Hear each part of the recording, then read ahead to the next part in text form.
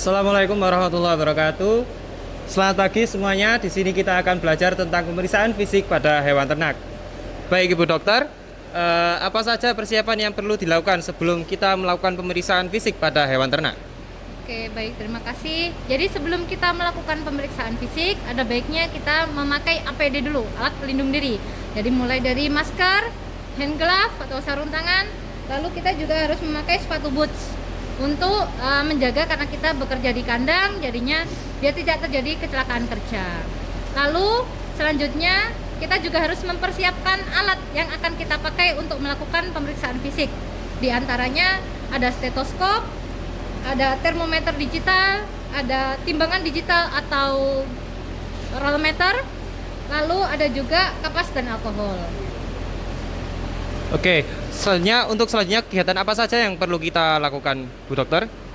Oke, jadi kegiatan yang kita lakukan sebelum kita melakukan pemeriksaan fisik, kita harus melakukan kegiatan biosecurity. Jadi sebelum kita memasuki kandang, kita harus dipping atau mencelupkan kaki kepada cairan desinfektan dan juga menyemprotkan larutan desinfektan ke tubuh kita.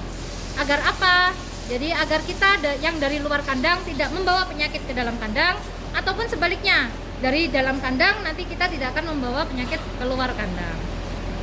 Lalu sebelum melakukan pemeriksaan fisik pada hewan ternak, sebaiknya kita melakukan anamnesa. Jadi anamnesa itu adalah pertanyaan-pertanyaan kepada pemilik atau peternak. Jadi kita melakukan wawancara atau kita bertanya kepada peternak terkait tentang riwayat kesehatan atau riwayat mungkin ternaknya mungkin pernah sakit apa, atau mungkin kalau misal saat ini mengalami kondisi tidak sehat, tidak mau makan sejak kapan. Baru kita nanti bisa melakukan pemeriksaan fisik terhadap ternak. Baik, kira-kira metode apa saja yang digunakan dalam pemeriksaan fisik pada ternak, dan prosedurnya kira-kira apa saja dalam melaksanakan pemeriksaan tersebut? Oke, baik, terima kasih. Jadi untuk metode yang kita lakukan untuk melakukan pemeriksaan fisik pada ternak, yang pertama kita melakukan inspeksi, yaitu pemeriksaan dengan melakukan melihat dengan cara melihat atau kita secara visual. Jadi kita melihat kondisi ternaknya, apakah dia kelihatan lincah, apakah dia postur berdirinya baik. Itu kita dengan cara melihat tanpa memegang, mulai dari depan, belakang, dari samping, kita melihat keseluruhan kondisi ternaknya secara visual. Lalu yang kedua, kita melakukan pemeriksaan dengan cara palpasi. Jadi palpasi itu adalah perabaan. Jadi kita meraba seluruh permukaan tubuh hewan tersebut dengan menggunakan tangan.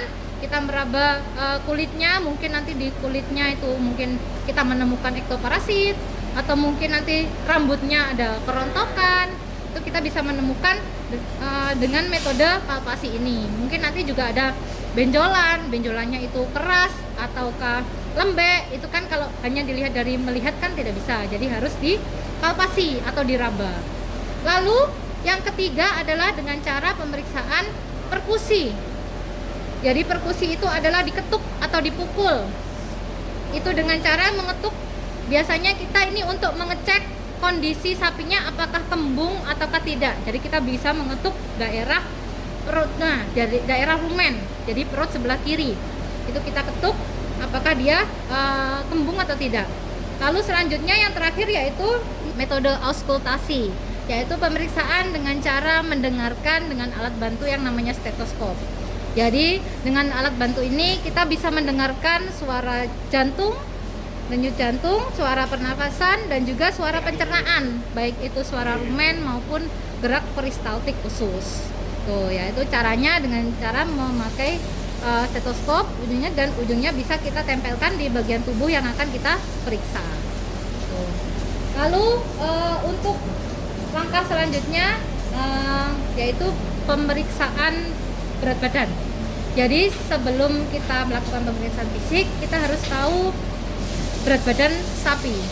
Jadi kalau kita misal punya timbangan digital, kita bisa giring sapinya ke timbangan digital. Tapi misal tidak ada, kita bisa menggunakan roll meter. Jadi kita ukur berapa lingkar dadanya, lalu setelah itu kita catat berapa senti, kita masukkan ke dalam rumus scroll namanya. Di situ kita hitung, nanti kita akan menemukan berapa perkiraan berat badannya. Nah, kenapa pemeriksaan berat badan ini penting? Karena dari berat badan ini kita sebagai acuan untuk menghitung dosis. Jikalau nanti sapinya ini butuh treatment atau pengobatan, nah kita untuk menghitungnya itu berdasarkan berat badan sapi tersebut. Jadi kita harus, yang pertama kita lakukan adalah mengukur berat badannya.